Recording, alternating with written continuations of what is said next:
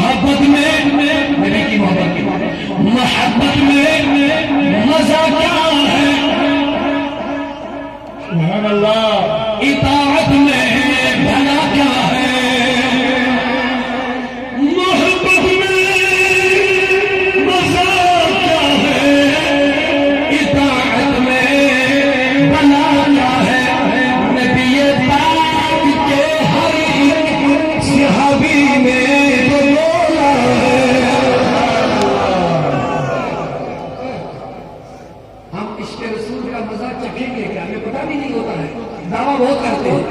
ये इश्क़ रसूल का मजा बिलाल ने चख लिया, अबू बकर ने चख लिया, उमर उस्मान और हैदर अली ने चख लिया।